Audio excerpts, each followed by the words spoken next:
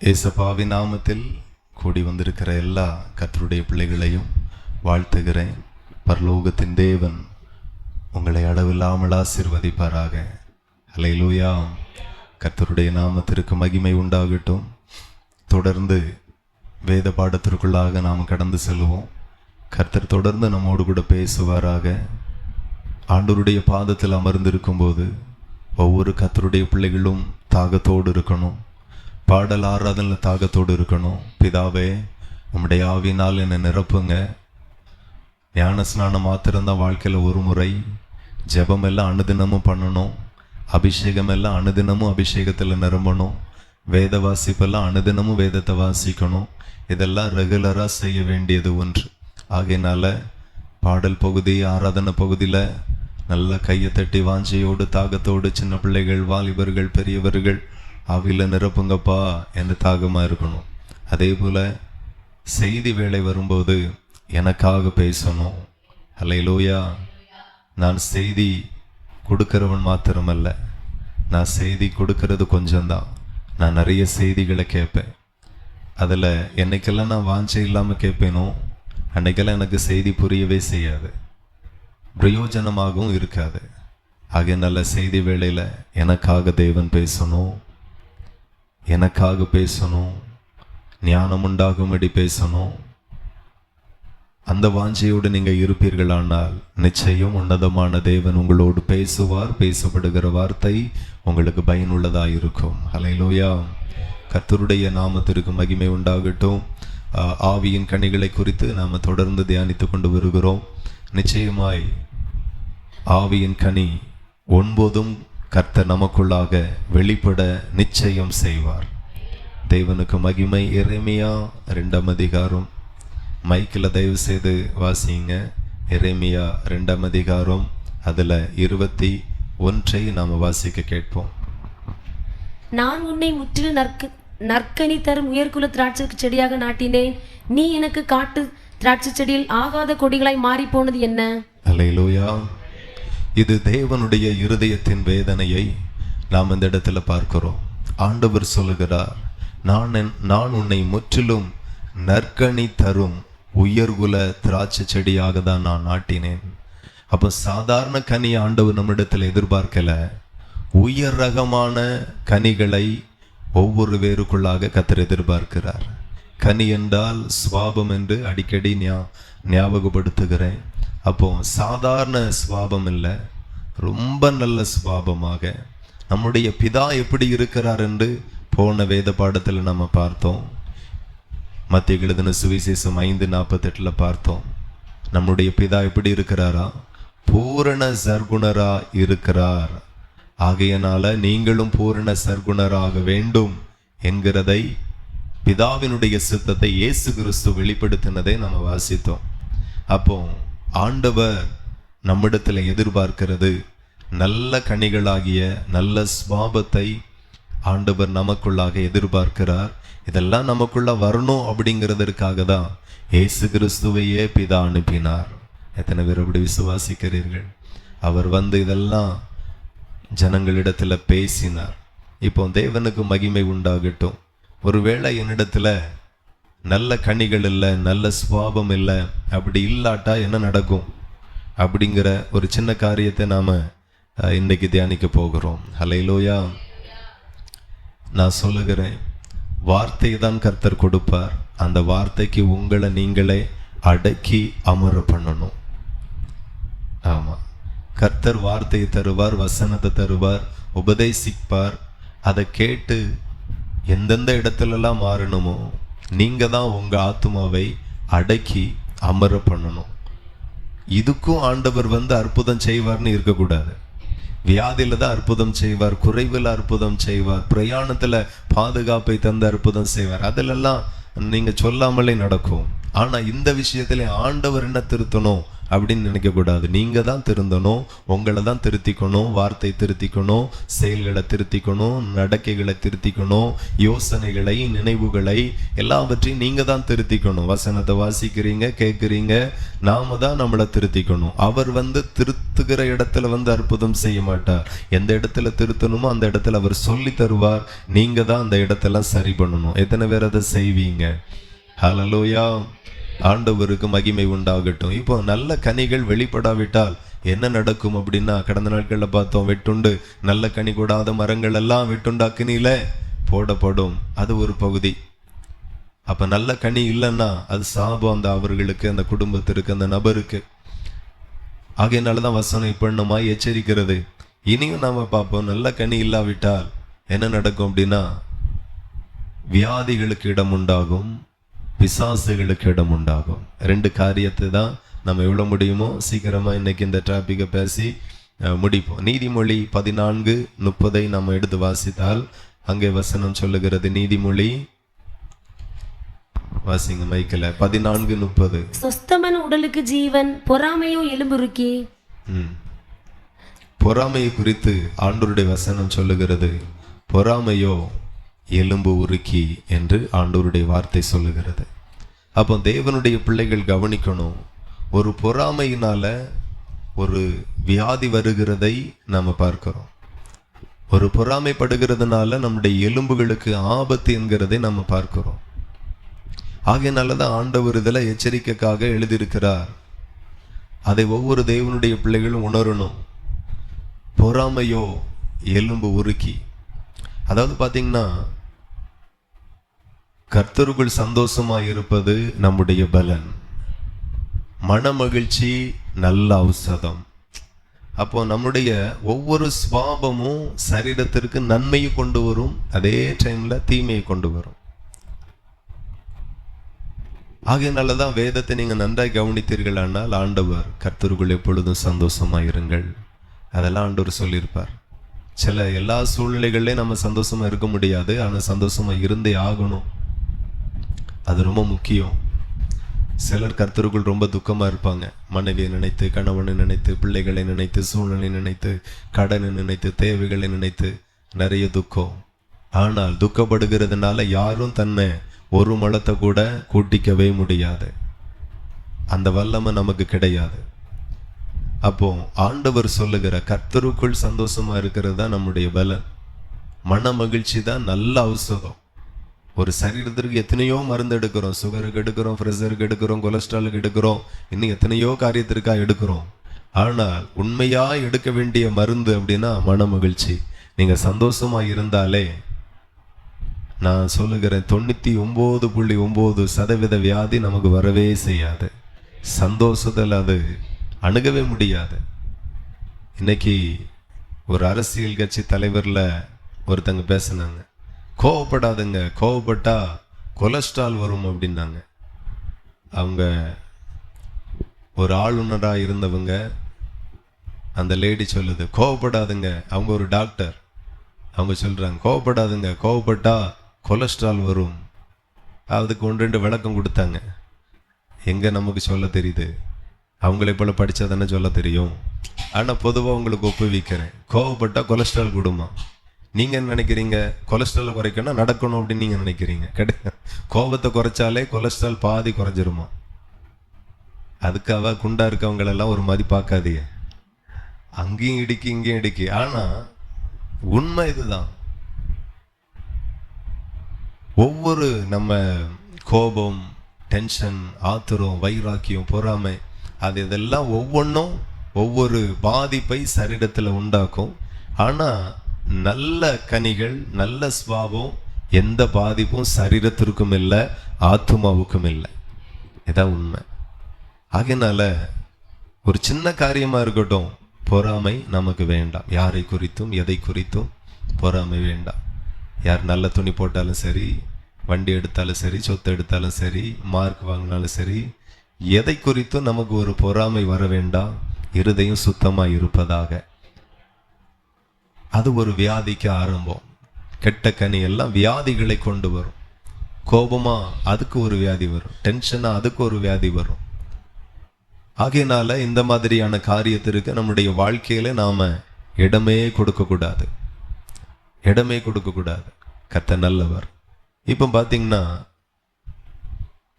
நான் சொன்னேன், நல்ல கனி இல்லை அப்படின்னா 2 காரியம் நடக்கும். ஒன்று வியாதி வரும், வியாதிக்கு அது இடமாகும். என்ன ஒன்று, பிசாசுக்கு இடம் உண்டாக ஒரு வாய்ப்பு இருக்கிறது. நீங்க எடுத்து வாசித்தால் 1 சாமுவேல் 18:7. 1 சாமுவேல். அந்த ஸ்திரீகள் ஆடி பாடுகையில் சவுல் கொன்றது 1000, தாவீது கொன்றது 10,000 என்று முறைமுறையாக பாடினார்கள். அந்த வார்த்தை சவுலுக்கு விசனமாய் இருந்தது. அவன் மிகுந்த எரிச்சல் அடைந்து, தாவீதுக்கு 10,000 எனக்கோ 1000 கொடுத்தார்கள், இன்னும் ராஜாங்கம் மாத்திரம் அவனுக்கு குறைவாயிருக்கிறது என்று சொல்லி அந்நாள் முதற்கொண்டு சவுல் தாவீதை காய்மகாரமாக பார்த்தான். மறுநாளிலே தேவனால் விடப்பட்ட பொல்லாத ஆவி சவுலின் மேல் இறங்கிட்டு அவன் வீட்டிற்குள்ளே தீர்க்க தரிசனம் சொல்லி கொண்டிருந்தான். அப்பொழுது தாவீது தினந்தோறும் செய்கிறபடி. போதும் போதும், ஆண்டவருக்கு மகிமை உண்டாகட்டும். இப்போ இந்த இடத்துல நாம வாசித்தோம், ஒரு பாட்டு பாடப்படுகிறது. அல்லேலூயா. ஆமா, யாரை குறித்து பாடல்? ஒரு போர்ல வெற்றி பெற்ற ஒரு மனுஷனை குறித்து ஒரு சந்தோஷமான ஒரு கொண்டாட்டத்தின் பாடல். ஆண்டவரை குறித்து பாடல, தாவீதை குறித்தும் சவுலை குறித்தும் சும்மா பாடிட்டாங்க. அவ்வளோ சந்தோஷம். ஏன்னா 40 நாள் பயங்கரமான ஒரு யுத்தம். என்ன ஆக போகுது, நம்ம வாழ்க்கை என்ன ஆகும்னு ஒரு கேள்விக்குறியாகவே இருந்தது. ஏன்னா இந்த கோலியாத்தினுடைய சவால் அப்படி இருந்துச்சு. உங்களில் இருந்து ஒருத்தவனை விடுங்க, அவன்கிட்ட வந்து ஒத்தை கொத்தை மோதட்டும். நான் ஜெயிச்சிட்டேன்னா நீங்க எல்லாம் எனக்கு அடிமை, அவன் ஜெயிச்சிட்டான்னா நாங்கெல்லாம் அடிமை. எப்படி இருக்கும் வாழ்க்கை? அல்லேலூயா. ஆமா, சுதந்திரமா வாழகிற வாழ்க்கையே சிலருக்கு கசப்பா இருக்கு, தற்கொலை பண்ணிக்கிட்டுறாங்க.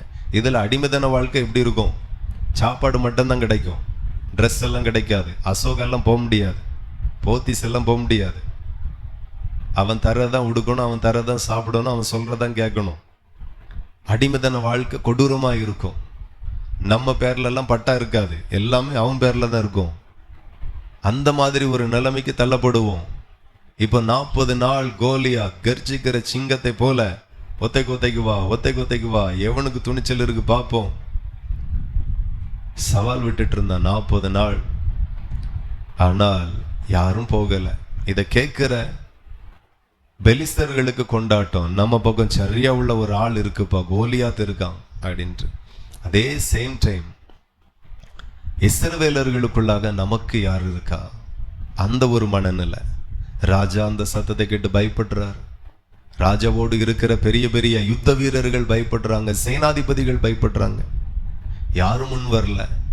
அப்போ இஸ்ரவேலுக்குள்ளாக 40 நாள் பெரிய துக்கம். இதை கேட்கிறாங்க, நமக்கு யார் இருக்கா, நமக்கு யார் இருக்கா? நான் சொல்லுகிறேன், எந்த பிரச்சனை உங்களுக்கு விரோதமாய் சவால் விட்டாலும், உங்களுக்காக ஒருவரும் பேச இல்லாவிட்டாலும், உங்க சார்பில் ஒருவர் இருக்கிறார், அவர் தான் இயேசு கிறிஸ்து. எத்தனை பேர் நம்புறீங்க? எனக்காய் பேசுவார், எனக்காய் செயல்படுவார், உங்களுக்காய் பேசுவார், உங்களுக்காய் செயல்படுவார், உங்களுக்காய் யுத்தம் செய்வார். ஆண்டவர் சொல்லுகிறார் மோசேயினுடைய நாவின் மூலமாய், நீங்க சும்மா இருப்பீர்கள், கர்த்தர் உங்களுக்காக யுத்தம் பண்ணுவார். ஹல்லேலூயா. ஆமா, யுத்தம் பண்ணுவார். அந்த யுத்தம் பண்ண ஃபைனல் யுத்தத்துல, ஃபைனல் வார்ல யாரையும் அனுப்பல. ஒரே ஒரு கோலை வச்சுட்டு மோசே செங்கடலை 2 பிளந்துரு, மற்றதை நான் பார்த்துக்கிடுறேன் அப்படின்னார். ஆமென். ஆமா, அதுல ஆண்டவர் ஒரு காரியத்தை சொல்லுவார், நீ என்ன நோக்கி கூப்பிடுகிறது என்ன? சில ஆட்கள் எப்பவுமே ஆண்டவர் தான் கூப்பிடுறது. கவனிக்கணும், சில விஷயத்தை நீங்க செய்யணும். ஆமென்.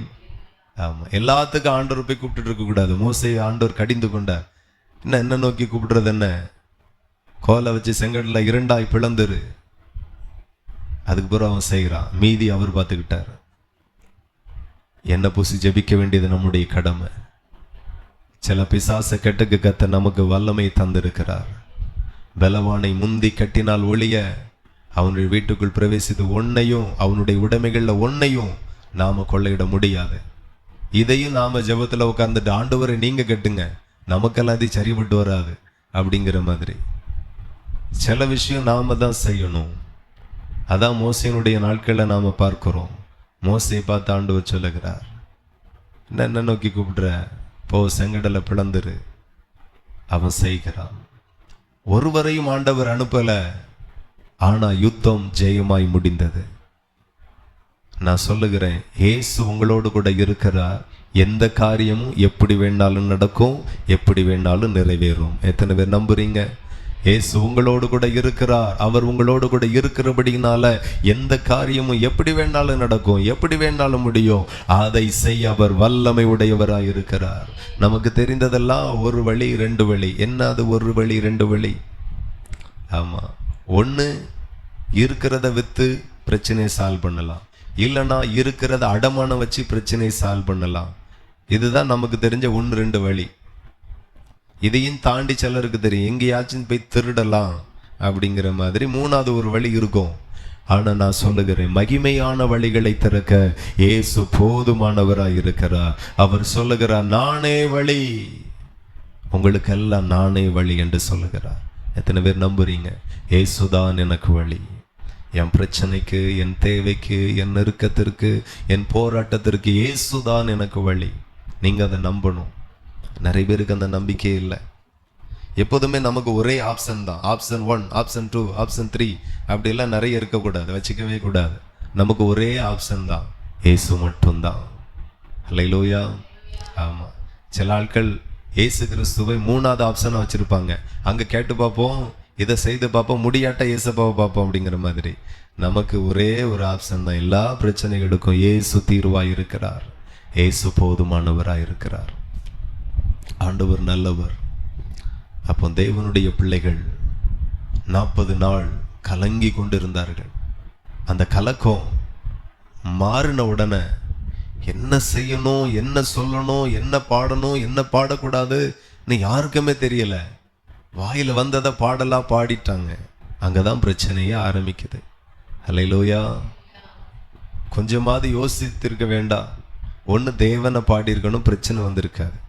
இல்லைன்னா தீர்க்கதரிசியை பாடியிருக்கணும், இல்லைன்னா ராஜாவை பாடியிருக்கணும், பிரச்சனை வந்திருக்காது. இவங்க என்ன பண்ணிட்டாங்கன்னா, இருந்த சந்தோஷத்துல நம்ம மேல வந்த பெரிய யுத்தம் தாவீதினால மாறிற்று. நான் தாவீதை எவ்வளவு உயர்த்த முடியுமோ அவ்வளோ உயர்த்தினார்கள். ஆகையினால அந்த வார்த்தை சொன்னார்கள், சவுல் ராஜா கொன்றது 1000 தான், ஆனா தாவீது கொன்றது 16,000 என்று. அல்லேலூயா. ஆமா, சில நேரத்துல இந்த மாதிரி எல்லாம் நடக்கும். நம்ம குடும்பத்திலே நடக்கும். நம்மளை காட்டில் நம்ம சகோதரிகள் ஆசீர்வாதமா இருப்பாங்க, நம்மளை காட்டில் நம்ம சகோதரர்கள் ஆசீர்வாதமா இருப்பாங்க. கொஞ்சம் கஷ்டமாயிரும். அல்லேலூயா. கொஞ்சம் வருத்தமாயிரும். இன்னைக்கும் நிறைய பேருக்கு புரியலை. எனக்கெல்லாம் சுத்தமா புரியலை. ஏன் அவங்க பேச மாட்டேங்கிறாங்க, ஏன் நம்மளை பார்த்தாலே முகத்தை திருப்புறாங்கன்னு இன்னும் வரைக்கும் புரியலை. உங்களுக்கு அப்படி யாராகிலும் இருக்காங்களா? அல்லேலூயா. நிறைய பேர் இருப்பாங்க, அப்படிதானே? எண்ணிக்கைக்கு அடங்காத லிஸ்ட்ல இருக்கிற நிறைய ஆட்கள் இருக்காங்க. அவன் ஏன் பேச மாட்டான், ஏன் மூஞ்ச திருப்புறான், ஏன் நம்மளை பார்த்த உடனே வேற டைரெக்ஷன்ல பார்க்குறேன்னு உங்களுக்கு தெரியாது. விஷயமே இதுதான். ஆமா, உங்க பிள்ளைகள் நல்ல மார்க் எடுத்தது கொஞ்சம் பாதிப்பாயிற்று. ஆமா, உங்களுக்கு ஆண்டவர் குழந்தைகளை தந்தது பாதிப்பாயிற்று. ஆமா, உங்களுக்கு நல்ல சுகத்தை தந்தது பாதிப்பாயிற்று. நல்ல குடும்ப அமைப்பு இருக்கு, நல்ல வீடு கட்டிட்டிய. ஆமா, உங்க வீடு கொஞ்சம் நல்லா கட்டிட்டிய, உங்க வண்டி நல்லா எடுத்துட்டிய. அதனால கொஞ்சம் எரிச்சல், நிறைய பேருக்கு பாதிப்பு. இப்போ ஒரே ஒரு வார்த்தை தான் சவுல் ராஜாவுக்கு பாதிப்பாயிற்று. சரி, விட்டுருக்கலாம், ஆனா விட முடியல, அவனால தாங்க முடியல. அதனால என்ன ஆயிற்றுன்னு பாத்தீங்கன்னா, என்ன ஆயிற்று? மறுநாளே ஆண்டவர் வெயிட் பண்ணி பார்த்தேன். நான் சொல்லுகிறேன், எந்த பிரச்சனையும் ரொம்ப நாளைக்கு வச்சுட்டாலே கூடாது. அல்லேலூயா. குடிகாரனுக்கு கூட காலையில குடிச்சா சாயங்காலம் இறங்கிரும், அப்படிதானே? சாரி, குடிகாரனுக்கு கூட காலையில குடிச்சா சாயங்காலம் இறங்கிருது. எனக்கு ஞாபகம் இருக்கு, நமக்கு அப்படிதான் இறங்கிரும். ராத்திரி குடிச்சா விடியதுக்குள்ள இறங்கிரும். நமக்கு இறங்கவே மாட்டாங்க பாருங்க, அங்கதான் பிரச்சனை. நிறைய பேருக்கு இறங்கல. பொறாமை என்கிற போதை இறங்கல, கோபம் என்கிற போதை இறங்கல, எரிச்சல் வைராக்கியம் என்கிற போதை இறங்கவே மாட்டேங்க. நான் சொல்லுகிறேன், குடிகாரனை விட மோசமா நம்ம. நிறைய பேருக்குள்ள வைராக்கியம், அடுத்தவன் மேல இருக்கிறது அது ஒரு பக்கம், சரி போட்டும். வீட்டுக்குள்ளே வைராக்கியம், மனைவியினிடத்துல வைராக்கியம், கணவனிடத்துல வைராக்கியம். இந்த ஆம்பளைகளுக்கெல்லாம் எப்பவுமே ஒரு துமுறு இருக்கும். நான் மட்டும் இல்லை, அப்படி மற்றவங்கள சொல். ஆமா, என்ன அவ சொல்லி நான் கேட்க அப்படின்ட்டு. ஆண்டவர் ஒரே சரீரமாய் மாற்றி இருக்கிறார்.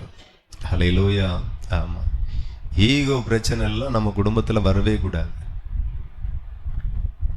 அதாவது கோபம் கொண்டாலும் பாவம் செய்யக்கூடாது.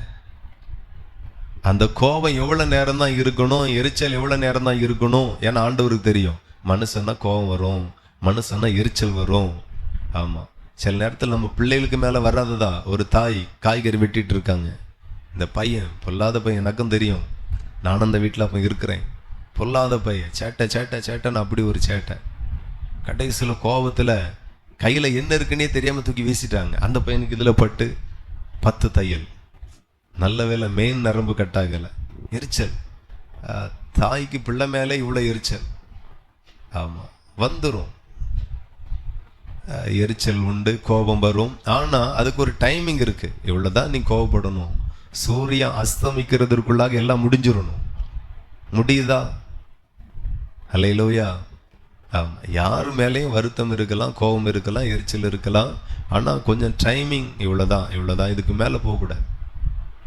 12 மணி நேரம் போதுமா? அவ்வளோதான். 6 மணி நேரம் அவ்வளோதான் டைமிங். ஒரு நாள் ஆண்டவர் பார்த்தாரு, அந்த சம்பவத்தை வாசிங்க. அதாவது எப்போ பிசாசு அவனுக்குள்ள புகுந்து அதுக்குள்ள மூடி வச்சாச்சா? ஹல்லேலூயா. அந்த ஸ்திரீகள் ஆடி பாடுகையில் சவுல் கொன்றது 1000, தாவீது கொன்றது 10000 என்று முறைமுறையாக பாடினார்கள். அந்நாள் முதல் 9 இருந்து காய்மகாரமாய் பார்த்தான். அந்நாள் முதற்கொண்டு சவுல் தாவீதை காய்மகாரமாய் பார்த்தான். மறுநாளிலே நல்ல கவனிங்க, மறுநாளிலே ஒரு நாள் டைம் கொடுத்தார் ஆண்டவர். சரி, அபிஷேகம் பண்ணப்பட்டிருக்கிறான், ஆண்டவரால் தெரிந்து கொள்ளப்பட்ட மனுஷன். எல்லாருக்கும் அப்படிதான், ராஜாவா இருக்கட்டும், பாஸ்டரா இருக்கட்டும், மாஸ்டரா இருக்கட்டும், மூப்பரா இருக்கட்டும், யாரா இருக்கட்டும், உங்களுக்கு ஒரு நாள் டைம். உங்க எரிச்சலை நீங்க தணிக்க ஒரு நாள் டைம், உங்க கோபத்தை தீர்க்க ஒரு நாள் டைம். ஆமா, 9 நாளா. சில ஆளுக்கு 10 வருஷமா இருக்கு வைராக்கியம். அந்த போதை இறங்கவே மாட்டேங்க. சில ஆளுக்கு 5 வருஷம். நான் செத்தாலும் அவன் வீட்டுக்கு வாசப்படியில் போக மாட்டேன், செத்தாலும் அவன் என்கிட்ட பேசக்கூடாது. சகோதரிகள் சொல்றது, சகோதரர்கள் சொல்றது. நமக்கு யாரு கூட பிரச்சனை இருந்தாலும் ரொம்ப நாளைக்கு வச்சு ஓட்டிட்டு இருக்க கூடாது. குடிகாரனுக்கே ஒரு நாள்ல இறங்கிருது போத, உங்களுக்கு ஏன் இறங்க மாட்டேங்கன்னு தெரியல. ஆமா, டிவியில பாக்குற உங்களுக்கு ஏன் இறங்க மாட்டேங்கன்னு எனக்கு தெரியல. ஆன்லைன்ல பாக்குற உங்களுக்கு ஏன் இறங்க மாட்டேங்கன்னு எனக்கு புரியல. ரொம்ப நாளைக்கு இந்த மாதிரியான போதையில நீங்க இருக்கிறீங்க. ஆண்டவர் உங்களை எச்சரிக்கிறார், கர்த்தர் உங்களை கடிந்து கொள்ளுகிறார். சவுல் ராஜாவா இருக்கட்டும், தாவீதா இருக்கட்டும், அப்போஸ்தலரா இருக்கட்டும், எவனா வேணா இரு, உனக்கு ஒரு நாள் டைம். உன் கோபத்தை கண்ட்ரோல் பண்ண, உன் எரிச்சலை கண்ட்ரோல் பண்ண, உன் வைராக்கியத்தை கண்ட்ரோல் பண்ண ஒரே ஒரு நாள் தான் டைம். அதுக்குள்ள நீ சரியாகிடணும், இல்லைன்னா ஆபத்து. ஆண்டவர் பொறுமையை பார்த்துட்டு இருக்கிறார். சரி, எல்லா ராஜாவுக்கும் வரக்கூடியது தானே அப்படின்னு விட்டார். அவனுக்கு புரியலை. இன்னைக்கு ஆண்டவர் சவுல் ராஜாவை காட்டிலும் உங்களையும் என்னை ரொம்ப நேசிக்கிறார். ஹல்லேலூயா. ஆகையினால தான் உட்கார வச்சுட்டு இந்நேரம் நமக்குள்ளா இருக்கிற சில கோபம், வைராக்கியம், எரிச்சல், பொறாமைகளுக்கெல்லாம் அன்னைக்கே நம்ம பியாய் பிடிச்சு ஆடி இருக்கணும். ஆனா ஆண்டவர் கிருபையா, அமைதியா, சாந்தமா, பொறுமையா இருந்துட்டு மறுபடியும் நம்மளோடு கூட பேசுகிறார். அப்படின்னா ஆண்டவர் நம்மையில வைத்த இரக்கம் வெளிப்படுகிறது. அன்னைக்கு சவுல் ராஜாவுக்கு பாஸ்டர் செல்வகுமார் ஒருத்தன் இருந்தாக்கி அவன் தப்பியிருப்பான். அவனுக்கு பிரசங்கியார் ஒருத்தனும் இல்லை, சிக்கிக்கிட்டான். ஆனா கர்த்தர் இன்றைக்கு நமக்கு சேர்த்து பேசுகிறார். ஸோ ஒரு எரிச்சல், ஒரு வைராக்கியம், ஒரு வியாதிக்கு வாசலை திறக்கிற மாதிரி ஆயிரும், அல்லது பிசாசுக்கு வாசலை திறக்கிற மாதிரி ஆயிரும். ஆகையினால சின்ன காரியம் தானே, இதில் என்ன இருக்கு அப்படின்னு நம்ம நினைக்கலாம். ஆனால் ஆண்டவர் அதை ஏற்றுக்கொள்ளவே மாட்டார். அவர் சொல்லுகிறார், நான் பரிசுத்தர், ஆகையால் நீங்களும் பரிசுத்தமாய் இருங்கள் என்று ஆண்டவர் சொல்லியிருக்கிறார். ஆண்டவர் ரொம்ப பரிசுத்தர். அதோடு கூட நம்முடைய பிதா பூரண சர்க்குணராய் இருக்கிறாராம். பூரண சர்க்குணர். அவருக்கு சுபாவத்தை போல உலகத்துல வேற யாருக்குள்ளாகவும் இல்லை. அவ்வளோ பூரண சர்க்குணர்.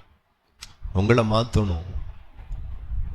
மனைவிட்ட தானே வைராக்கியப்பட்டணும், வைராக்கியமாக இருக்கிறது, எரிச்சலாக இருக்கிறது, பேசாமல் இருக்கிறது மனைவிட்ட தானே. நிறைய பேருக்கு அப்போ மனைவிக்கு வேற பைபிள், உங்களுக்கு வேற பைபிள், நாளைக்கு ரெடி பண்ணுவோம். யாருக்கும் எல்லாருக்கும் ஒரே பைபிள் தான்.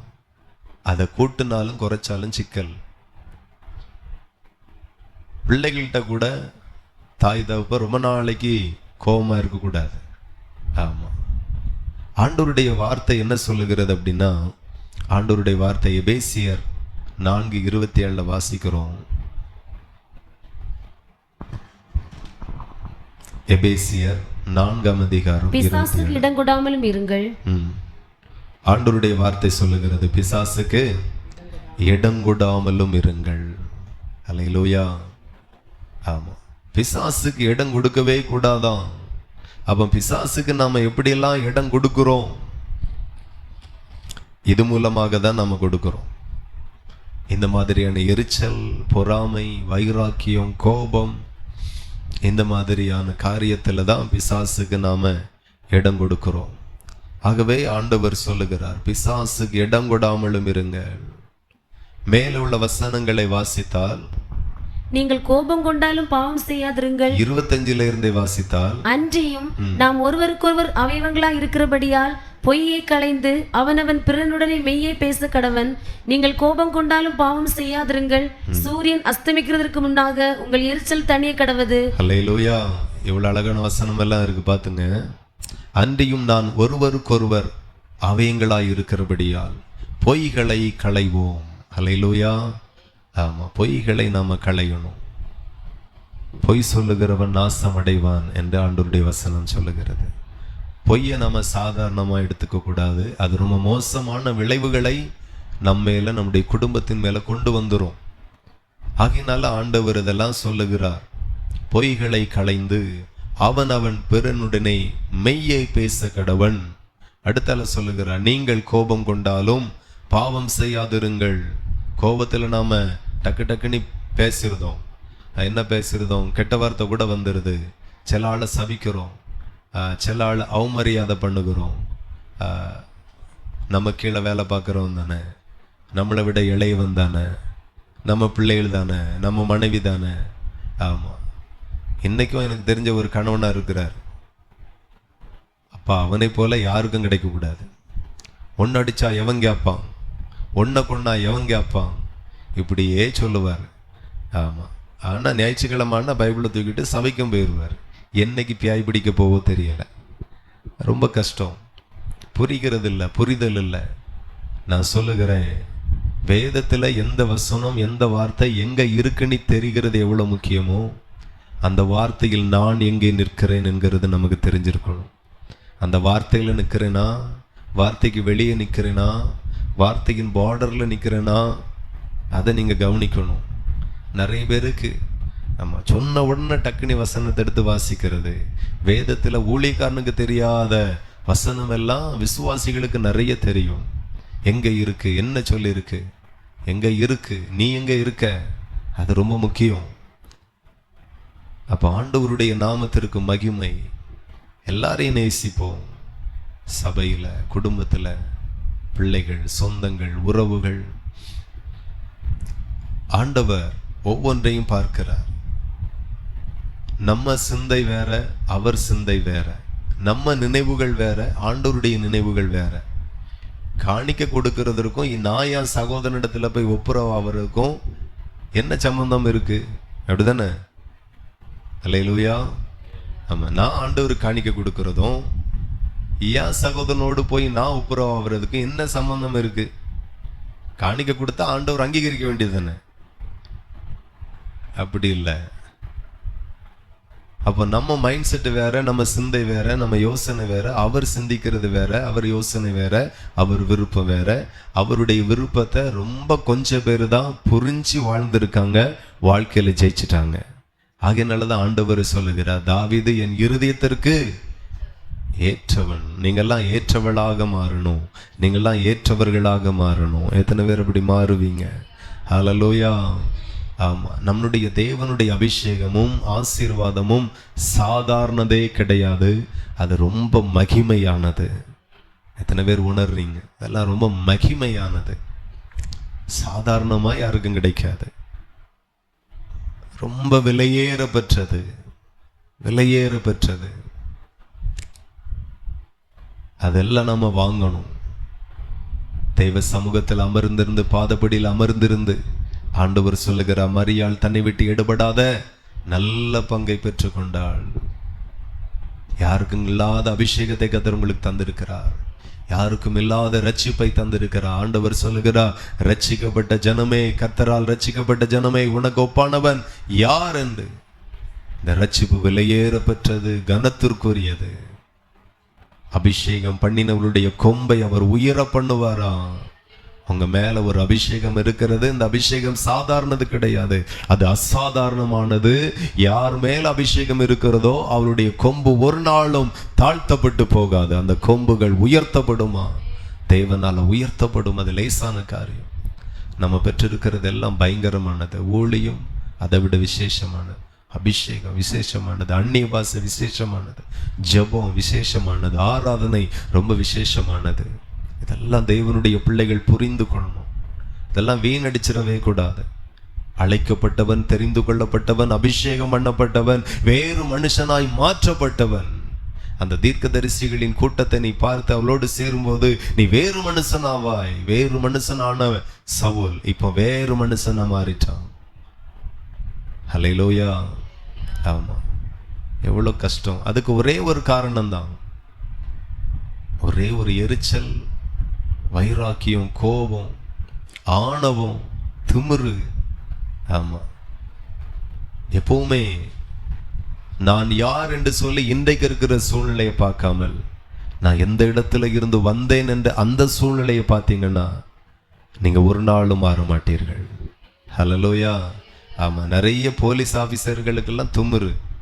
ஆமா, அதுக்கு முன்னாடி நீங்க எந்த பின்னணியில இருந்து வந்தீங்க அதை ஒரு நாள் யோசிக்கிறேன். இப்போ என்ன லிஸ்ட்ல இருக்கிறேன், எந்த இடத்துல இருக்கிறேன், அதுதான் மண்டைக்குள்ள ஓடும். அது ஓடுறது வரைக்கும் கஷ்டம்தான். நான் என்ன நிலையில இருந்து வந்தேன் யோசித்து பாருங்க. எந்த நெருக்கத்திலிருந்து வந்தேன், எந்த நிந்தையிலிருந்து வந்தேன், எந்த அவமானத்திலிருந்து வந்தேன். ஆனா கர்த்தர் இப்போ என்னை எப்படி வச்சிருக்கிறார். எத்தனை பேர் சொல்ல முடியும், இருந்ததை காட்டிலும் பெஸ்டா வச்சிருக்கிறார் பாஸ்டர்? எத்தனை பேர் சொல்ல முடியும், நான் இருந்த நிலைமை நான் வேற, ஆனா கர்த்தர் இப்போ என்னை பெஸ்டா வச்சிருக்கிறார், ரொம்ப பெஸ்டா வச்சிருக்கிறார், உங்களை ரொம்ப மகிமையா வச்சிருக்கிறார். என்கிட்ட இப்படி பேசிட்டான். அன்னைக்கு ஒரு ஊழியக்காரர் சொல்றாரு, என்கிட்ட அவன் இப்படி பேசிட்டான். நீ யாரு முதல்ல, எங்க இருந்து வந்த? ஆமா, பாஸ்டர் அப்படின்னா கலெக்டர்னு நினைப்பு நிறைய பேருக்கு. இன்னும் கிடையாது. எனக்கு தெரிஞ்சது வேலைக்காரன், அவ்வளவுதான். ஒரு சபைக்கு வேலைக்காரன், சர்ச் ஒர்க்கர். ஆனா மண்டைக்குள்ள வேற மாதிரி ஓடுது ரத்தம். அப்படித்தானே இருக்கும். பாஸ்டர்னா ஒரு வேலைக்காரன், கர்த்தருக்கு வேலைக்காரன், கர்த்தருடைய ஆடுகளை மேய்க்கிற ஒரு வேலைக்காரன், ஒரு மேய்ப்பன், அவ்வளவுதான். வேற என்ன? பாஸ்டர்ட்டே ஒரு மாதிரி பேசிட்டான், பாஸ்டர் அம்மாட்டே ஒரு மாதிரி பேசிட்டாங்க. என்ன பேசிட்டாங்க? நீ யாரு முதல்ல, எங்க இருந்து வந்த நீ, உன் பின்னணி என்ன, உன் வீடு எப்படி இருந்து, ஒரு 30 வருஷத்துக்கு முன்னாடி நீ யாரா இருந்த, சாப்பாடு இருந்தா, ட்ரெஸ் இருந்தா, என்ன வசதி இருந்தவன்ட்ட, என்ன பேர் புகழ் இருந்து எல்லாம் யோசித்து பார்த்தா தகப்பனே நான் ஒன்றும் இல்லை அப்படின்னு சொல்ல தோணும். ஒரே ஒரு பாட்டு தானே பாடினாங்க, நீ கழுதையை தேடி போனவன் தானே. ஹல்லேலூயா. கழுதைக்கு மேலே போனவன், கழுதைக்கு மேலே இருந்து போனவன்னா கூட ஓகே. அந்த காலத்தில் 2 இதை பயன்படுத்தி இருக்காங்க, ஒன்று கழுதை, ஒன்று குதிரை. குதிரையில போனா யுத்தத்திற்கு போகிறதாட்டு அர்த்தமா, கழுதையில போனா சமாதானத்திற்கு எதுவாய் போகிறார் என்று அர்த்தமா.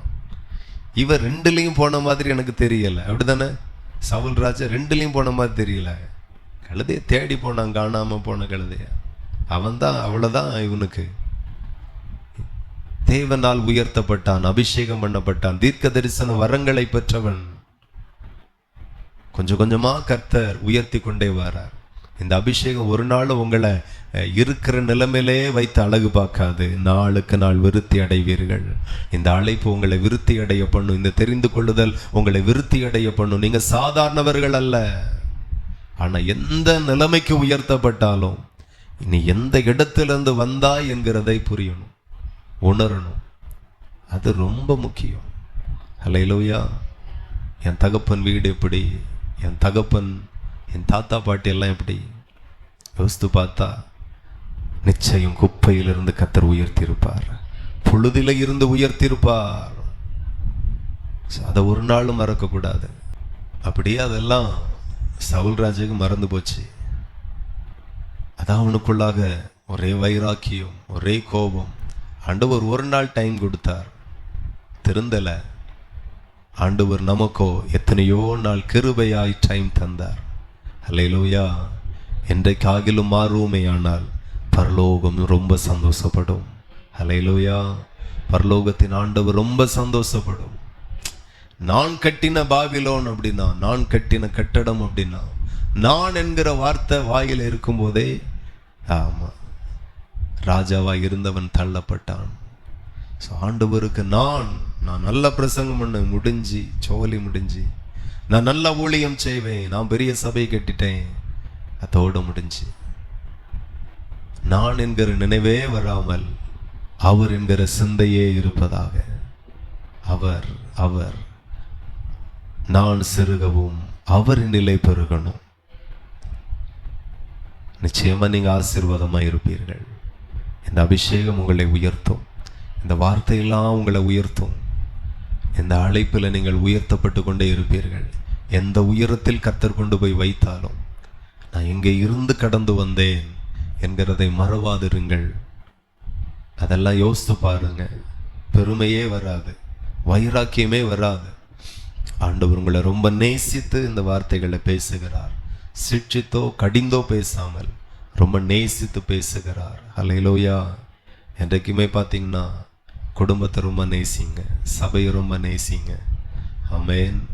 நமக்கு ஒன்றுனா முதல்ல வர்றது நம்ம குடும்பம் தான் வரும். ஆமாம். கணவனுக்கு ஒன்றுனா மனைவி தான் வருவாள், மனைவிக்கு ஒன்றுனா கணவன் தான் வருவார். என்றைக்குமே நான் என் மனைவியை குறித்து அடிக்கடி நினைப்பேன். எனக்கு ஒரு தலைவலினா ஏசியை போட்டு மூடிட்டு தூங்கிடுவேன் மதியானம் வரைக்கும். ஹல்லேலூயா. ஆமாம். அந்த கேப்பில் காப்பி எல்லாம் வரும், சாப்பாடெல்லாம் வரும், தேவையானதெல்லாம் வரும். அப்பப்போ விசாரிப்பாள். ஆனால் அவளுக்கு ஒரு தலைவலி காய்ச்சல்னா நான் ஐயா கிச்சன் பக்கமே போக மாட்டோம்ல. ஆமாம். ஆனாலும் அவங்க எந்திரிச்சு கிச்சனில் போய் எல்லாருக்கும் சமைச்சு மறுபடியும் தூங்குவாங்க, படுத்துக்குவாங்க. தான் மனைவி. ஹல்லேலூயா. நம்ம ஆட்கள் ஒரு நாள் இதெல்லாம் நினச்சே பார்க்கறது இல்லை. பைக் எடுக்க வேண்டியது, ஸ்டார்ட் பண்ண வேண்டியது, ராஜா போகிறாரு, ராஜா வராரு. ஆமாம். வீட்டில் போனால் எல்லாம் ரெடி, சுட சுட கிடைக்குது. எங்கேருந்து வரும் சுட சுட? இங்கேருந்து வரும், தோட்டத்திலேருந்து விளையுதா என்ன?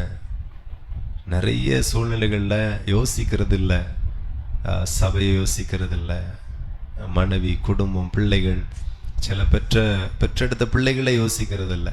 இதெல்லாம் எப்படி கிடைக்குது? நல்ல ட்ரெஸ்ஸு, அசோக பொண்ணு எடுத்துடலாமா, போத்தீஸ் பொண்ணு எடுத்துடலாமா என்ன? தாய் தகப்பன். இந்த படிப்பெல்லாம் எப்படி கிடைக்குது உங்களுக்கு? பின்னணியத்தில் தாய் தகப்பன். சில பிள்ளைகள்லாம் வருத்தம் தெரியாமல் வளருதுவ, வருத்தமே தெரியாது, தாய் தகப்பனுடைய கஷ்டம் தெரியாது, தாய் தகப்பனுடைய வேதனை தெரியாது. பிள்ளைகள் அப்படியே வளருது.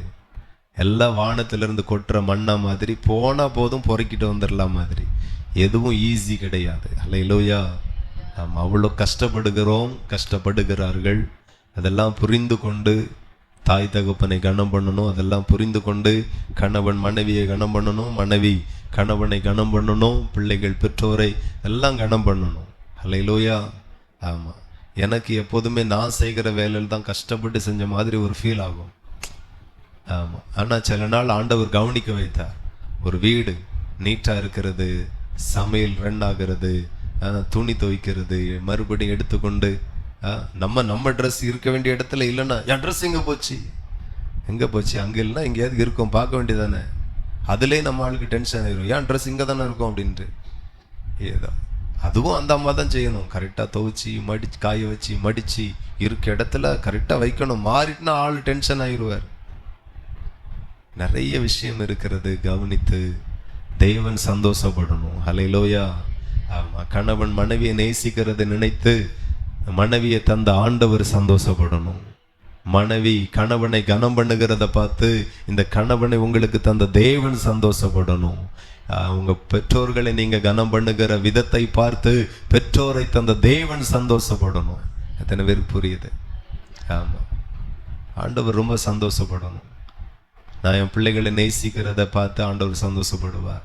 என் பெற்றோரை நேசிக்கிறதை பார்த்து கர்த்தர் சந்தோஷப்படுவார். என் பிள்ளைகளை மனைவியை நேசிக்கிறதை பார்த்து கர்த்தர் சந்தோஷப்படுவார். எத்தனையோ குடும்பத்தில் பார்த்தீங்கன்னா பிள்ளைகள் சுகம் இல்லை, மனைவி சுகம் இல்லை. ஆனால் கர்த்தரோ நம்மை ஆரோக்கியமாய் வைத்திருக்கிறார். ஹல்லேலூயா. சுகமாய் வைத்திருக்கிறார், சமாதானமாய் வைத்திருக்கிறார். அப்பப்போது சின்ன சின்ன பலகீனங்கள் வந்தாலும் ஆனாலும் நம்ம சந்தோஷமாக இருக்கிறோம். நம்ம வேலைகளை நாம் செய்கிறோம், அவ்வளோ போதும். ஆண்டவருக்கு மகிமை. எல்லாவற்றையும் புரிந்து, ஆண்டவருடைய இருதயத்தை புரிந்து, வசனத்தை புரிந்து வாழுங்க. அதில் ஆண்டவர் ரொம்ப சந்தோஷப்படுவார். தேவனுக்கு மகிமை உண்டாகட்டும். இப்போ பிசாசுக்கு இடம் கொடாமலும் இருங்கள். நீங்க கோபம் கொண்டாலும் பாவம் செய்யாதிருங்கள். சூரியன் அஸ்தமிக்கிறதற்கு முன்னாக உங்கள் எரிச்சல் எல்லாம் தனிய கடவுது என்று ஆண்டவர் பேசுக. அதெல்லாம் தனிஞ்சு போயிடணும். யார் மேலையும், மனைவியா இருந்தாலும், கணவனா இருந்தாலும், பிள்ளைகளா இருந்தாலும், சொந்தங்களா இருந்தாலும், யாரா இருந்தாலும் எரிச்சல் எல்லாம் மாறிடணும். எல்லாரையும் நேசிங்க, அன்பு கூறுங்க. யாரிடத்திலையும் கசப்புகள் வேண்டாம். நல்ல கனிகள் மட்டுமே வெளிப்படுவதாக. அப்படி இல்லாவிட்டால் ஆண்டவர் சொல்லுகிறார், பிசாசுக்கு இடம் கொடாமலும் இருங்கள். அப்ப நாம எரிச்சலா இருந்தால் நீங்க பிசாசுக்கு இடம் கொடுக்கிறீர்கள். கோபமா இருந்தால் நீங்க பிசாசுக்கு இடம் கொடுக்கிறீங்க. வைராக்கியமா இருந்தா நீங்க பிசாசுக்கு இடம் கொடுக்கிறீங்க. பாத்தீங்கன்னா அந்நியர்கள் சொல்லுவாங்க, எனக்கு யாரோ சேவனை வச்சுட்டாங்க அப்படின்னு சொல்லுவாங்க. உண்மை, கரெக்டு தானே. யாரோ எனக்கு என் குடும்பத்துக்கு சேவனை வச்சுட்டாங்க அப்படின்னு சொல்லுவாங்க. ஆனால் நான் சொல்லுகிறேன், கிறிஸ்தவர்கள், ஆவிக்குரியவர்கள், நமக்கு யாராலையும் சேவனை வைக்க முடியாது. காரணம், நம்ம அபிஷேகம் பண்ணப்பட்டவர்கள். நீங்களா வச்சாதான் உண்டு. உங்களுக்கு நீங்களே சூனியம் வச்சுக்கிட்டாதான் உண்டு. எந்த வைத்தியனும் பிசாசை உங்களுக்கு அனுப்ப முடியாது. நீங்களா பிசாசை கூப்பிட்டாதான் உண்டு. ஆமா, அவன் பாட்டுக்கு பிசாசு போய் அங்க போயிருப்பான். நீங்களா கூப்பிட்டு வைராக்கியத்தை சிக்னலா கொடுத்து, வா நானும் வா ஆளுதான். அவனுக்கு தேவை அன்பு இருக்கிற இடத்துல அவன் வரமாட்டான். ஆனா எரிச்சல் இருக்கிற இடமா பார்த்து போவான். எங்க எரிச்சல் இருக்கு, எங்க வைராக்கியம் இருக்கு, எங்க திமிரு இருக்கு, எங்க ஆணவம் இருக்கு, எங்க பெருமை இருக்கு. ஏன்னா பெருமை உள்ளவன்கிட்ட கர்த்தர் இருக்க மாட்டார். பெருமை உள்ளவனுக்கு கர்த்தர் எதிர்த்து நிற்கிறார். அப்ப அங்க இருக்க மாட்டார். அப்ப அந்த வீடெல்லாம் காலியா கிடக்கும். நமக்கு எங்க பக்கத்துல யாரும் தேடுவார் அத்தை, ஒரு பங்களா இருந்துன்னா சும்மாவா விடுவோம்? ஆமா, சரி வரைச்சல பார்க்கலான்னு குடியேறிவோம், அவ்வளவுதான். பிசாசு அப்படிதான். நான் சொல்லுகிறேன், எப்போதுமே இந்த பூமியில 2 ஆவி இருக்கிறது. ஒன்று பரிசுத்த ஆவியானவர், என்ன ஒன்று அசுத்தாவி. இந்த 2 பேருக்குமே ஒரு சரீரம் தான் தேவை. அது ஆணோ பெண்ணோ அது விஷயம் இல்லை. ஒரு மனுஷனுடைய சரீரம் தான் தேவை. ஹல்லேலூயா. நீங்க யாருக்கு கொடுப்பீங்க உங்க சரீரத்தை? பிசாசுக்கு வேணும், தேவனுக்கும் வேணும். ஆண்டவர் சொல்லுகிறார், நீங்களே தேவனுடைய ஆலயம், தேவனுடைய ஆவியானவர் உங்களில் வாசமாய் இருக்கிறார். இப்ப இந்த சரீரத்தை ஆவியானவர் தங்கக்கு நீங்க இடம் கொடுத்தா ஆவியானவர் தங்குவார். அவர் தங்கணும் அப்படின்னா பெருமை எல்லாம் இருக்கக்கூடாது, வைராக்கியம் எல்லாம் இருக்கக்கூடாது, எரிச்சல் எல்லாம் இருக்கக்கூடாது, பொறாமை எல்லாம் இருக்கக்கூடாது, வஞ்சகம் எல்லாம் இருக்கக்கூடாது, அசுத்தம் எல்லாம் இருக்கக்கூடாது, இச்சைகள் எல்லாம் இருக்கக்கூடாது, பாவம் எல்லாம் இருக்கக்கூடாது. சுத்தமா இருந்தாதான் அவர் வருவார். ஹல்லேலூயா. ஆமா, இல்லைன்னா வரமாட்டார். அவனுக்கு இந்த சுத்தமே பிடிக்காது. அவனுக்கு எரிச்சல் எங்க இருக்கோ, கோபம் எங்க இருக்கோ, வைராக்கியம் எங்க இருக்கோ, அதெல்லாம் இருந்தாதான் பிசாசுக்கு அப்பாடா நான் விரும்பினவா இப்பதான் மாட்டியிருக்கா. சவுலுக்குள்ளெல்லாம் இருக்கும்போது பிசாசுக்கு அவ்வளோ சுகமா இருந்திருக்கும். நான் விரும்புற மாதிரி கோவப்படுறான், நான் விரும்புற மாதிரி வைராக்கியமா இருக்கிறான், நான் விரும்புற மாதிரி ஆணவத்தில் ஆடுறான், எல்லாம் அவனுக்கு சந்தோஷமா இருந்துச்சு. முடிவு, ஆயுதத்தை கீழே தரையில நாட்டி கொண்டு அது மேல விழுந்து சாகிறான். ஹல்லேலூயா. முடிவு ரொம்ப பயங்கரம். அதாவது நமக்குள் இருக்கிற தேவனை நம்ம கனம் பண்ணிட்டோம்னா, என்னை கனம் பண்ணுகிறவர்களை நானும் கனம் பண்ணுவேன். தேவனால நீங்க கனப்படுத்தப்படுவீர்கள். அந்த நாட்கள் வெகு விரைவிலே வருகிறது. எத்தனை பேர் நம்புறீங்க? கர்த்தர் உங்களை கனம் பண்ணுகிற நாள் சீக்கிரமாய் வருகிறது. ஆமா. இந்த மொர்தெகாய்க்கு ஏதாகிலும் செய்யப்பட்டதா? செய்யப்படல. அந்த ராஜாவே ஞாபகம் வைத்து ஞாபக புஸ்தகத்துல, கால வர்த்தமான புஸ்தகத்தெல்லாம் எழுதி திருப்பி உட்கார்ந்து வாசி, நோட் பண்ணுகிறா. செய்யப்பட்டதா? இவனுக்கு கனம் பண்ணப்பட்டதா? நிச்சயமா நீங்க தேவனுக்கு வாசலை திறந்து கொடுத்திருக்கீங்க. அல்லேலூயா. வாசல் அருகே நின்று கதவை தட்டுகிறார். ஒருவன் திறந்தார், அவர் உள்ளே பிரவேசிப்பார். ஒரு கனத்திற்குரியவருக்கு நம்ம இடம் கொடுத்திருக்கோம். அந்த பட்டணத்துல நிறைய பேர் இருந்தாங்க, அந்த கிராமத்துல. ஆனா மார்த்தாளும் மரியாளும் ஏசப்பாவுக்கு இடம் கொடுத்தாங்க. அந்த வீட்டுல போவார், அரைச்சலெல்லாம் அந்த இடத்துக்கு போவார். ஆனா ஒரு நாள் அந்த குடும்பத்துல மரணம் வந்தது. மரணம் என்கிற காரில் சூழ்ந்து கொண்டது. ஆனால் அந்த வீடு கர்த்தர் வாசம் பண்ணின வீடு ஆகையினால மறுபடியும் அந்த மரணம் ஜெயமாய் விழுங்கப்பட்டது. ஜீவன் வந்தது, மரித்தவன் உயிரடைந்தான். அவர் வாசம் பண்ணுகிற வீடு எதையும் இழந்து போகாது. அல்லேலூயா. கர்த்தரை கனம் பண்ணி வைங்க. சில ஆளுக்கு ஆண்டவரை கனம் பண்ண தெரியல. மார்த்தாள் இடம் கொடுத்தாலும் ஆண்டவரோடு எப்படி வாழணும்னு மார்த்தாளுக்கு தெரியல. நிறைய விசுவாசிகளுக்கு பிரச்சனை இதுதான். ஆண்டவருக்காக எப்படி வாழணும், ஆண்டவர் பிடிக்கிற மாதிரி வாழ்க்கை எது அப்படின்னு நிறைய பேருக்கு தெரியாது. ஆனா மரியாள் தன்னுடைய வீட்டில் வந்திருந்த இயேசு கிறிஸ்துனுடைய பாதத்தில் போய் அமர்ந்தாள். அவருடைய வார்த்தையை கேட்டுக்கொண்டிருந்தாள். அல்லேலூயா. ஆண்டவருடைய வார்த்தையை நிறைய கேளுங்க, ஆண்டவர் சந்தோஷப்படுவார். அல்லேலூயா. தூக்கம் வருதா? தூக்கம் வருதா? அல்லேலூயா. ஆண்டவருடைய எதை கேட்கணும்? வார்த்தை கேட்கணும். அல்லேலூயா. நானும் ஒரு நாளாவது மாட்டுவானி பார்த்தா அவன் நம்மள்கிட்ட மாட்டுற மாதிரியே இல்லை. ஆண்டவருடைய வார்த்தையை நல்லா கேட்கணும். சபையிலேருந்து விளையாடிட்டு எதையோ தூங்கிட்டு அப்படிலாம் இருக்கக்கூடாது. ஏன்னா அது எனக்கு பிடிக்கும், அவருக்கு பிடிக்காது. ஸோ அவருக்கு பிடிக்காது, அதனால எனக்கு சுத்தமும் பிடிக்காது. ரொம்ப கவனமாக ஒவ்வொரு வார்த்தையும். நான் சில நேரம் வசனத்தை கேட்டுக்கிட்டே இருப்பேன் யூடியூப்பில். ஒரு சின்ன கவன சிதறல் வந்தால் மறுபடியும் கேட்பேன், அதை வச்சு என்ன சொன்னாங்க. நான் வார்த்தையை சாதாரணமாக எடுக்கக்கூடாது. அதுதான் நமக்கு ஜீவாப்பம். அதை நம்ம எவ்வளோ கனம் பண்ணி எவ்வளோ மதிப்பு கொடுத்து அந்த வார்த்தைகளை நம்ம உன்னிப்பாக கவனிப்போமோ அந்த அளவுக்கு தகப்பன் சந்தோஷப்படுவார். பரவாயில்ல, என் பிள்ளை ரொம்ப கருத்தாக கவனிக்கிறேன், இவளுக்காகவே நான் நிறைய பேசுவேன் அப்படின்னு கர்த்தர் பேசிட்டே இருப்பார். எத்தனை பேர் நினைக்கிறீங்க ஏதோ என்னுடைய திறமையில் அல்ல, உங்களுடைய வாஞ்சையில் கர்த்தர் என்னுள்ள இருந்து அவர் பேசுகிறார். அதான் உண்மை. ஆண்டவருக்கு ரொம்ப பிடிச்சது என்ன அப்படின்னா, மார்த்தாள் பற்பல வேலையில் ரொம்ப பிஸி. ஆமாம். ஆனால் மரியாள் ஆண்டவருடைய பாதத்திலே இருந்து வசனத்தை கேட்டுக்கொண்டிருப்பாள், ஆண்டவரோடு நெருங்கி இருப்பாள். அதான் ஆண்டவருக்கு ரொம்ப பிடிச்சது. அல்லேலூயா. ஆமாம். லாசரு மரித்த போது முதல்ல வந்து பார்த்தது மார்த்தாள். அவன் பார்க்கும்போது பெருசா எந்த ஒரு மாற்றமும் வரல. ஆனா மரியாள் வந்தபோது அற்புதம் நடந்தது. அல்லேலூயா. ஆமா, விஷயம் அங்கதான் இருக்கு. எல்லாரும் ஜெபிக்கிறாங்க, ஒரு பெரிய மாற்றம் வரல. ஆனா ஒருவர் ஜெபிக்கிறார், அற்புதம் நடக்குது. காரணம், அந்த ஒருத்தி ஆண்டவரோடு இருந்தாள், ஆண்டவரோடு நெருங்கி இருந்தாள், ஆண்டவருடைய பாதத்தில் அமர்ந்திருந்தாள், வசனத்தை கேட்டாள். அதெல்லாம் பார்க்கும்போது மார்த்தாள் வரும்போது பெருசா மாற்றம் வரல. ஆனா மரியாள் வந்தபோது அற்புதம் நடந்தது. அல்லேலூயா. ஜீவன் வந்தது, அதிசயம் நடந்தது. நான் சொல்லுகிறேன், தேவ சமூகத்தில் அமர்ந்துட்டு போ, அதிசயம் நடக்கும். தேவனோடு வாழ்ந்து பார், அற்புதம் நடக்கும். மரணமே ஜீவனாய் மாறும். அதுதான் உண்மை. நிறைய பேருக்கு புரியலை. ஆலயங்களுக்கு போகக்கு நிறைய பேர் கஷ்டமாக இருக்குது, போர் அடிக்கு, வசனத்தை கேட்க எல்லாம் செய்யணுமா அப்படிங்கிற மாதிரிலாம் இருக்குது. நல்ல கேளுங்க, நல்ல வசனத்தை கேளுங்க, நல்ல வசனத்தை வாசிங்க.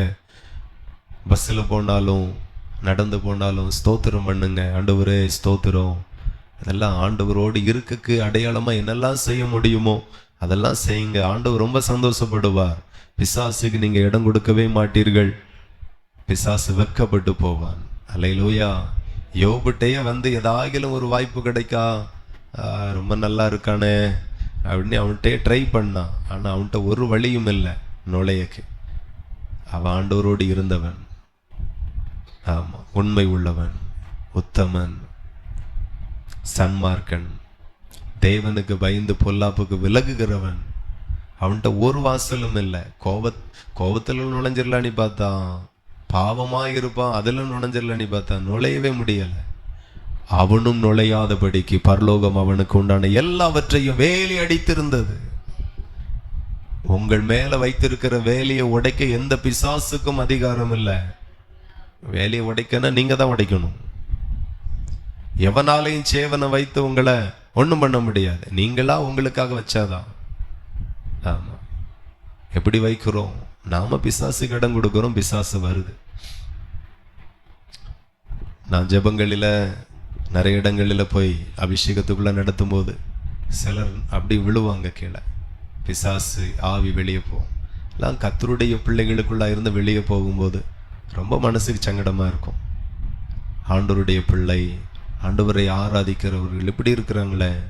அப்போ அசுத்தாவி வைத்தியம் மூலமா சேவனின் மூலமா வராது. கர்த்தருடைய பிள்ளைகளுக்கு அவங்க இடம் கொடுக்குறாங்க, அது வருது. ரொம்ப சங்கடமா இருக்கும். பிசாசுக்கு இடம் கொடாமலும் இருங்கள்.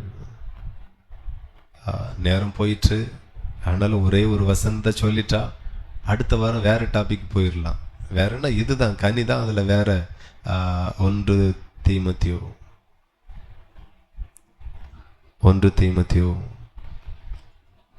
அதில் 1ஆம் அதிகாரம் 18 வாசிப்போம். குமாரனாகிய தீமோத்தேயுவே, உன்னை குறித்து முன் உண்டான தீர்க்கதரிசனங்கள் படியே நீ அவைகளை முன்னிட்டு நல்ல போராட்டம் பண்ணும்படி இந்த கட்டளை உனக்கு ஒப்புவிக்கிறேன். நீ விசுவாசமும் நல் மனசாட்சியும் உடையவனாக. கவனிக்கணும், விசுவாசத்துல இருந்தா மட்டும் போதாது, ஜெபத்துல இருந்தால் மட்டும் போதாது. உனக்குள்ள என்ன உண்டாகணும்? நல்ல மனசாட்சி இருக்கணும். அல்லேலூயா. நல்ல மனசாட்சி இருக்கணும். அடுத்தால இந்த நல் மனசாட்சி சிலர் தள்ளிவிட்டு, இந்த நல்ல மனசாட்சியை சிலர் தள்ளிவிட்டு விசுவாசமாகிய கப்பலை கப்பலையும் சேதப்படுத்திட்டு படுத்தினார்கள். 20 இமேனையும் அலெக்சாந்தரும் அப்படிப்பட்டவர்கள். அவங்களுக்கு நல்ல மனசாட்சியே கிடையாது. அவங்க யாரு?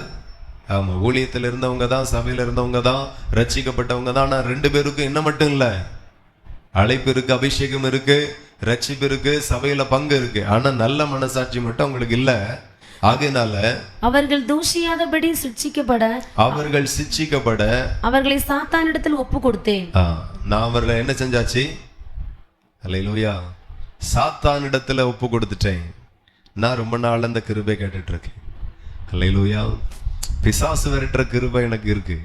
ஆண்டவர் தந்திருக்கிறார். நூற்றுக்கணக்கான பேய்களை விரட்டி இருக்கேன். அதே சேம் டைம் பிசாசுகளை துரத்துகிற கிருபை இருக்கு. அதே போல ஆமா, இந்த சில ஆட்கள் மேல பிசாசுகளை ஏவுகிற கிருபை வேணும். அதற்காக சபையார் ஜெபிக்கணும். அல்லேலூயா. ஆமா, கொஞ்சம் துமுறு பிடிச்ச ஆளெல்லாம் இருக்காங்க. இயேசுவின் நாமத்தினால இவங்களுக்கு 2-3 உள்ள புகுறட்டும் அப்படின்னா புகுந்துடணும். அடுத்த நாள் தூக்கிட்டு நம்மள்கிட்டே வருவாங்க. அல்லேலூயா. ஆனா பாருங்களாம், பவுலுக்கு அது கொடுத்திருக்கிறார் ஆண்டவர். ஏன் நமக்கு தர மாட்டேங்கிறாரு? நீங்கள்லாம் ஜெபம் பண்ணுங்க. என்ன? அல்லேலூயா. ஜெபம் பண்ண மாட்டேன். பவுலுக்கு அந்த கிருபை இருந்திருக்கு, நமக்கும் இருந்தா நல்லா இருக்கும். அப்போ பவுல் ஓப்பனாவே சொல்லுகிறார், நான் அவன் சிட்சிக்கப்படும்படி அவனை நான் சாத்தானிடத்துல ஒப்பு கொடுத்தேன். அல்லேலூயா.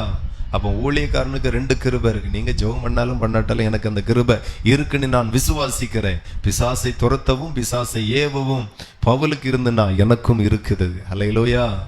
ஆமா, கர்த்தர் நல்லவர். சபையே ஒப்பு கொடுக்கிறது சரியில்லை. அப்ப நல் மனசாட்சி இல்லாதவர்களை பவுல் சொல்லுகிறார், நான் உங்களை சாத்தானுக்கு ஒப்பு கொடுக்கிறேன் அப்படின்ட்டு. தேவனும் அதை தான் செய்கிறார். ஆகவே ரொம்ப எச்சரிக்கையா இருந்து நல்ல கனிகளை கொடுப்போம். கர்த்தர் சந்தோஷப்படட்டும். எல்லாரும் முழங்கள் படியிட்டு ஜெபிப்போமா? ஆண்டவருக்கு மகிமை உண்டாகட்டும். எல்லாரும் ஒப்பு கொடுங்க. அன்புள்ள தகப்பனே, பரலோக பிதாவே, உம்மை உயர்த்துகிறோம் அப்பா. நன்றி நன்றி. என் தேவன் எங்களோடு பேசினதற்காய் நன்றி. எங்கள் ஆண்டவர் எங்களோடு பேசினதற்காய் ஸ்தோத்திரம். எங்களுக்குள்ளாய் மாற்றங்கள் வரட்டும் அப்பா. கேளுங்க எல்லா தெய்வ பிள்ளைகளும். ஆண்டவரே, மாற்றங்கள் வருந்ததற்காய் நன்றி. இன்னும் வரட்டும். சுபாவங்களிலே மாற்றங்கள் வரட்டும். நினைவுகளில் மாற்றங்கள் வரட்டும். இருதயத்தில் மாற்றங்கள், பார்வையில் மாற்றங்கள், நடக்கையில் மாற்றங்கள், எல்லாவற்றிலையும் மாற்றத்தை தாருங்க. என் பிள்ளைகளுக்குள்ளாய், என் மனைவிக்குள்ளாய், கணவனுக்குள்ளாய், பெற்றோருக்குள்ளாக, பேர பிள்ளைகளுக்குள்ளாய், சபையாருக்குள்ளாய் தாருங்கப்பா. இந்த வீடியோவை பார்க்கிற ஒவ்வொரு பிள்ளைகளுக்கும் அந்த கிருபையை தாருங்க. நல்ல கனி கொடுக்கணும், நல்ல கனி கொடுக்கணும். நல்ல கனி கொடாத மரங்கள் எல்லாம் வெட்டுண்டு அக்கினியில போடப்படும் என்று ஒரு பயங்கரமான வார்த்தையை சபைக்கு எச்சரிக்கையாக சொல்லியிருக்கிறீங்கப்பா. ஆண்டவரே ஸ்தோத்திரம். கீழே வேர் பற்றி மேலே கனி கொடுப்பார்கள் என்று கர்த்தருடைய இருதயம் ஏங்கி கொண்டிருக்கிறது உங்களை குறித்து. எல்லாரும் ஒப்பு கொடுங்க. இன்றைக்கு மாற்றம் வரட்டும். ஆவியின் கனி, அன்பு உண்டாகட்டும், சந்தோஷம் உண்டாகட்டும், சமாதானம் உண்டாகட்டும், நீடிய பொறுமை உண்டாகட்டும், தயவு உண்டாகட்டும், நற்குணம் உண்டாகட்டும், விசுவாசம், சாந்தம், இச்சை அடக்கம் எல்லாம் எங்களுக்குள்ளாய் வருவதாகப்பா. உங்க பாதத்தில் எங்களை தாழ்த்தி ஒப்பு கொடுக்கிறோம். வந்திருக்கிற எல்லாரையும் ஆசீர்வதிங்க. உங்க நாமுமே மகிமைப்படுவதாக. எங்க சுபாவங்கள், கிரியைகள், நடக்கைகள், சிந்தைகள், நினைவுகள் எல்லாமே மாறட்டும். எல்லா இடத்திலையும் ஆவியின் கனி வெளிப்படட்டும். ஆசீர்வதிங்க. இயேசுவின் நாமத்தில் ஜெபிக்கிறோம். ஜெபங்களும் நல்ல பிதாவே, ஆமென். ஆத்துமாவே கர்த்தரை ஸ்தோத்திரி. என் முழு உள்ளமே பரிசுத்த நாமத்தை ஸ்தோத்திரி. ஆத்துமாவே கர்த்தரை ஸ்தோத்திரி. கர்த்தர் செய்த சகல உபகாரங்களை மறவாதே. ஆமென். ஹல்லேலூயா.